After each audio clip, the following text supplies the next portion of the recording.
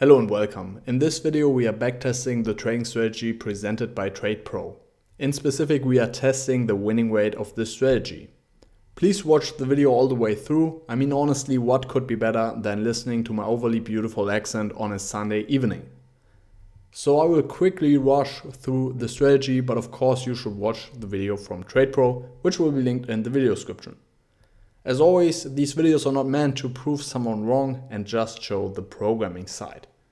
So the strategy in a nutshell is buying an asset when following conditions are fulfilled.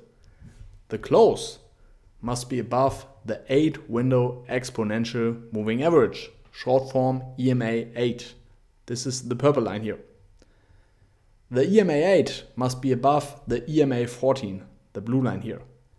And the EMA 14 must be above the EMA 50, the yellow line here. Also, and now we are jumping to this box below, there has to be a Stochastic RSI Cross. That's simply the blue line, which is called the Stochastic RSI D line, is crossing above the orange line, which is called the Stochastic RSI K line. And that's it for the buying conditions. The selling condition is pretty much straightforward. Therefore, we are jumping to the box on the very bottom. We are setting a target profit 2 times the average true range, ATR. And also we are setting a stop loss 3 times the ATR. And that's it for the strategy. I recommend to check out some prerequisites, which I will link in the video description.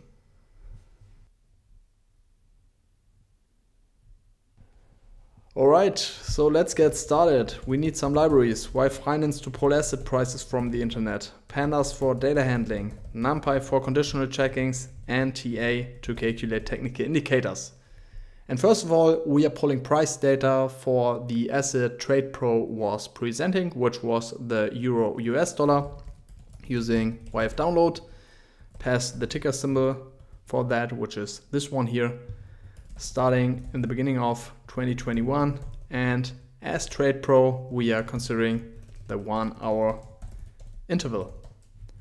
With that, we are getting a data frame like this containing hourly data, so roughly 9k rows, starting in the beginning of 2021 going until today. And in the next step we are calculating technical indicators, and we are simply adding them as columns here to this data frame. And we are starting with the Stochastic RSI K line. So I'm simply adding a column here, calling that Stoch RSI K, using TA's momentum functions. Take the Stoch RSI K and provide the column where I want to calculate that on, which is our close column. With that, I've calculated that, and I have my K line here, Stochastic RSI K line. Same logic for the Stochastic D line. So copy pasting here using Stochastic RSI D, and also on the close. With that, I have my 2 columns here containing the K and the D line. All right. Now let's move on with the EMAs. And we need to add 8, 14, and 50 EMA, right? So I'm simply creating a loop here for I in, then 8, 14, 50, and create a column here, EMA underscore, pass the element here, so in the first iteration, an 8. So I'm creating a column, EMA 8 here, using TA trend, EMA indicator on the close, and pass the window as my element in this iteration. All right, with that, getting 3 new columns here containing our exponential moving averages. All right, what else do we need? We need the ATR for our selling conditions. So calling that column ATR, use TA volatility, average, true, range have to pass the high, the low, and the close. With that, I've calculated my ATR in this column here. All right. So this is my frame containing the technical indicators I need. Now you see we have a lot of NAN values, so let's get rid of them. Drop NA, in place, true. And with that, we have our data frame without NAN values. Okay. Now, first of all, we wanna check if we got a cross, right? So I want to check where my K line is above the D line and also wasn't the row before. And then I have crossover, right? Same logic as with the SMA crossovers. So I have to check, is this value larger than this value? And wasn't that the case the row before? So I'm creating a function to do that, calling that check cross, taking a data frame as an argument. Now I'm creating a series here where I'm simply checking, okay, where's my K line above my D line, so RSI D. And with that, I'm quickly showing you what I'm getting with that so that you can see what I'm going to do. So with that, I'm getting a series containing booleans here. So false if that isn't the case, true if that is the case. And to get the crossovers, I can simply take the difference of those values. So a false value has a equivalent of a 0 as the integer value for that, and a true value has a equivalent integer value of 1. So if I'm taking the difference of those rows, so this would be 0 minus 0, I will get a 0. But if I have a true value here, and which would be a 1, and a false value, which would be a 0 here, I would get 1 minus 0, a 1 here. And I know this is a crossover because it wasn't the case here, but it was the case here. So I can simply apply the diff function, and now you see that this is true. So let's take a look at the data frame again. This is 6th January, 5 o'clock. So let's understand what's happening here. So you see the K line is above the D line. You see this value is larger than this one. And in this row, that wasn't the case, right? So this value is larger than this value. So you see, this is a cross. All right. So I can simply return series diff here. And with that, I'm getting the series as I just explained. So I'm simply adding a column here, which I'm calling cross, and call the function on that. And with that, I have my new column here, and I'm getting whenever there is a crossover, a stochastic RSI crossover. All right, perfect. Getting an NAN value here again, so simply execute this line again to drop NAN values. Okay. Now next, I want to define my target profit. So again, I'm adding a column here, just calling that TP for target profit. And as I said in the beginning, our target profit is simply the ATR times 2. So we are taking the close price and just add the ATR value times 2 to that and get a target profit. All right, so for this trade here, if we have a crossover, we have a target profit of this amount and the current close is this amount. All right, same logic for the stop loss. So adding a column, stop loss, and just subtract 3 times the ATR. Okay, so again, have a stop loss value here, have a close value here, and whenever the next close values are dropping below this value, I will sell the asset.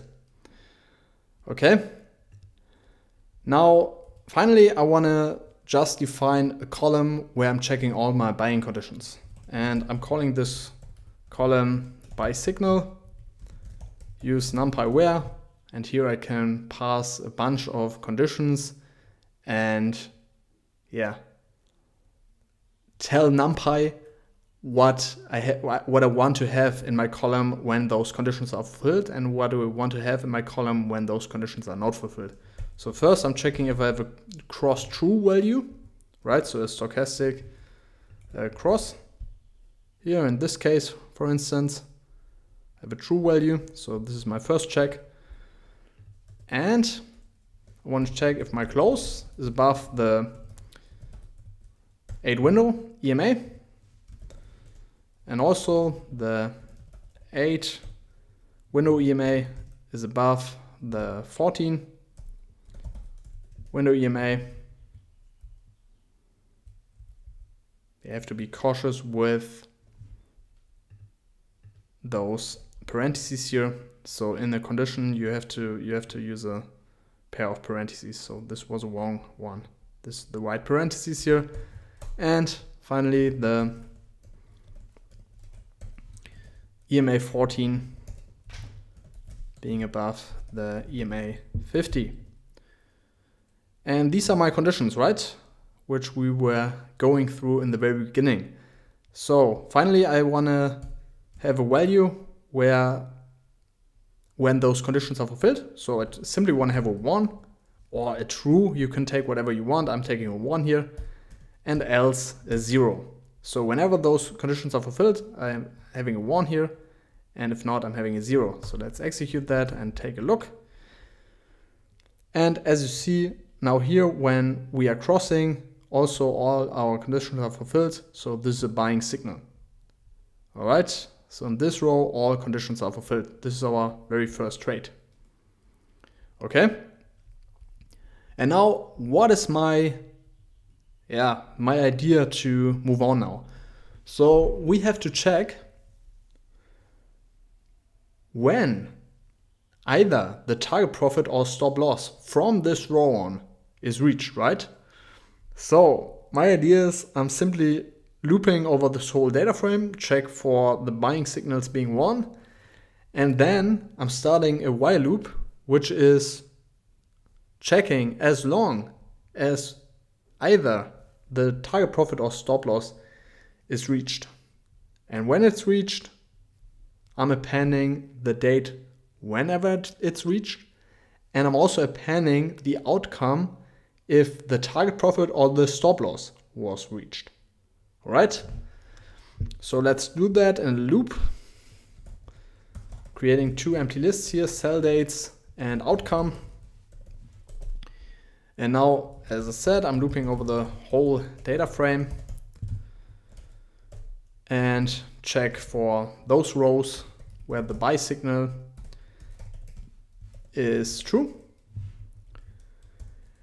And now I'm creating a counter variable, which I'm simply using in my while loop. So this is just a counter which is incremented by 1 in each iteration, so that it's going from this row. Let me go back to data frame again. From this row to the next row, the next row, the next row, until the stop loss or the target profit is reached. All right. So this is just my counter. And now I'm logging in the stop loss, which is the stop loss in the row where I have my buying signal, right? So in my first trade, I have a buying signal here. So I have to take this target profit and this stop loss here, right? So I have to log them in. So I'm taking df, sl, ilog, I. Same for target profit. TP, df, TP, ilog I. And now I'm defining my position. So if I'm having a buying signal, I am in a position. And now, as long as I'm in the position, so I'm simply taking a while loop here, I want to check. First, I'm defining the looping close price, right? Because again, from here on, I'm looping over the close column and always check, is this value either lower than my stop loss or higher than my target profit here, right? So this is why I'm calling the next variable looping close. And this is simply my close column. And now I'm passing I. So this is from the buy signal on plus my counter variable, right? So in the first iteration, I'm starting in the row below the buying signal. And now I'm checking if my looping close is larger or equal to my target profit. I want to append to my sell dates list. And what do I want to append? I want to append the date. And now it's important to understand if you are screening with ilog. So if I'm taking df close, ilog, and let's just take the very first row.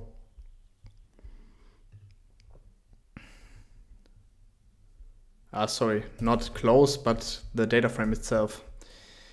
Then the name of this series is the date. All right, so if I'm taking the name, I have my date, and this is what I'm using for the sell date here. So I'm simply taking df ilog, then I plus k, and then I'm taking the name. Also, I'm appending to my outcome list the target profit because I've reached this target profit. And after that, I'm setting my in position to false to escape this while loop. All right, same logic for the stop loss. So looping close smaller or equal to the stop loss. Then same logic here again. Also outcome stop loss and escaping the while loop. Okay, so and after each iteration in this while loop, I want to increment my k by 1 to get in the next row. All right. So again, so I know I have said that many times, but just to make this clear. So I'm starting here, locking the target profit and the stop loss, and then I'm simply looping over the next close column rows and check when the target profit or stop loss is reached. And if they're reached, I'm appending the date when they're reached and also what is reached, target profit or stop loss. Okay, this is what this loop is doing. So let's execute that. And with that, we're getting two lists, sell dates, getting a lot of sell dates here, and outcomes, target profit, stop loss, and so on. So we are going to add these lists to our data frame. So I want to have a 1 in my column when I have a sell date. And I can do that by using pandas log function, pass the sell dates list, and just call this column sell signal. And I'm assigning a 1 to that. So this is simply doing, okay, I'm taking the sell dates in this list, and in the rows containing those sell dates. So let's take an example. First one would be 6 January, 7 o'clock. 6 January, 7 o'clock. Okay, this is here. Then it is screening this row and adds a column, sell signal, and just writes a 1 into it. So let's do that. So if I'm printing that out again, you will see that I have a 1 here in this row because this is my first sell date. All right. Same logic for my outcome. So passing the sell dates, give the column a new name and pass the outcome. And with that, I have the result of my trade here. So let's take the example from before. So now you see I have a sell signal here, and the outcome of this is a target profit. So this was a successful trade. Okay. For the next step, I have to mend the sell signal column. I want to fill those NaN values with zeros and also just typecast this whole column to an integer so that we have the same format as the buy signal column. Therefore, I'm reassigning sell signal to sell signal, fill the NA values with zeros and do a typecast to an integer. With that, as you see, I'm getting my sell signals column as a 0, 1 column, same as the buy signal column. And now it's getting quite challenging because I want to match the trades. I've covered the approach which I will go through in some previous videos, but I will try my best to explain what I'm doing once again extensively. So I want to match, for instance, this trade to a corresponding selling signal. So let me pull some more rows here. So I want to match this sell to this buy, right? So the first step would be to create a mask or a filter data frame where I'm excluding all rows where I have a 0 here and here, right? So I only want to keep the rows where I have a 1 here or here, right? So with that, for instance, deleting this row here, right? And then I'm having a selling signal corresponding to the buying signal. There's one more step we have to go through, but this is the first step. So I'm creating a mask where I'm excluding those rows where I have a 0 here and here.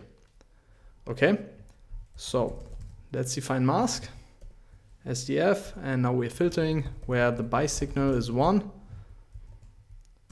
or the sell signal is 1.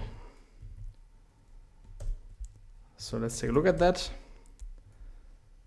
You see now we are getting only those rows where we have either 1 here or here.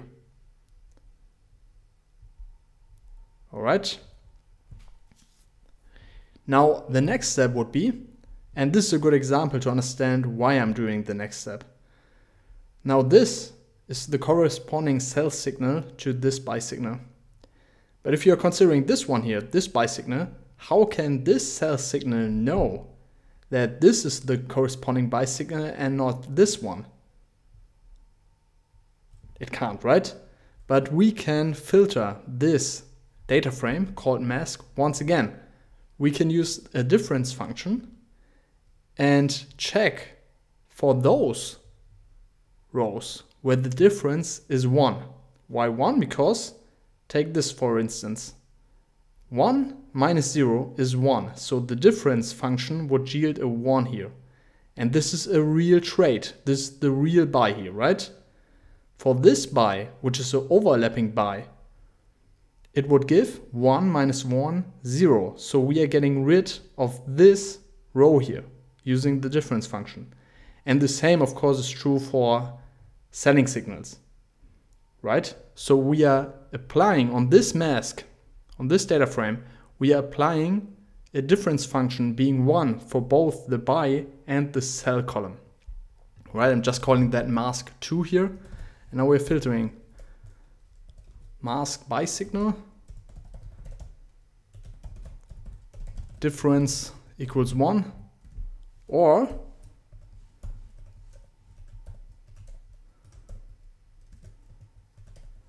mask sell signal difference equals 1. Okay, so let's take a look at that. Now you see we are getting only corresponding trades. Here you see we filtered out the buy signal in this case, but it doesn't matter because we see the outcome of this trade, right? And now you see every second row is containing an outcome, right? And the only thing what we need to do now to calculate our winning rate would be to count those outcomes here, right? So we can do that, for instance, just using the outcome column and apply value counts. Now you see we have 106 target profits and 89 stop losses triggered. So if we're taking the sum, we have 195 trades and we got 106 wins. Right, so we would get a winning rate of 54% here, right? To make the mask approach really clear, let's go through some trades in detail. So let's take a look at the mask and let's take this trade here, right? So 6th January, 10 o'clock. And now we are taking the initial data frame, right? So the non-manipulated data frame with the technical indicators, DF. Now we are just manually looking for this. So buy signal should be 6th January, 10 o'clock. So we have this row. And as you see, this is a buying signal, right? We are buying for that. And you already see here, we are selling for that. So this would be our selling signal. That would be 15 on the 6th. So let's take a look at the mask again. You see 6, 15 is our selling signal. All right. And you can check that manually for every trade. So this is working. So let's do it for one more. So 7th January, 2 o'clock. Here we have this row in the initial data frame. You see we have a buying signal here. And here is the next selling signal for that, which would be 9 o'clock. So you see here is the selling signal. All right, so I hope I could make this clear. Maybe check out one of the previous videos. Yeah, it's quite, so you have to play a bit around with that for yourself to really understand what's going on here. But it makes sense if you are going through the steps once again. It is a good approach to find matching trades. Of course, you can also do that in the loop. There are many, many ways to achieve stuff with programming, as you already know. Now let's play a bit around with that. So let's take a look at, let's take the Bitcoin. So we're just changing the asset here, Bitcoin USD, just taking the same interval so you can play around with daily data, hourly data, whatever you are interested in, executing all the steps again. And we got, you can write a function where you have directly the winning rate here. I'm not doing that right now, so I'm just doing that manually once again. So 196 divided by 60% for Bitcoin, quite nice, right? One more, maybe stocks, S&P 500, GSPC, execute all this stuff again. And here we got 58 divided by 91, 63%, right? Anyhow, this is just the winning rate. It doesn't tell us anything about the strategy's profitability, right? We can do that in upcoming videos. We can also run an extensive backtest like the one I did in one of my previous videos where I was feeding in 1000 stocks. We can do that with a bunch of cryptos, forex, stocks, whatever you want. I just need your feedback. So share this with your mom, with your dad, grandpa, grandma. I'm just kidding. Right, so thank you very much for watching. This was a quite fun project. I'm looking forward to see you in the upcoming videos.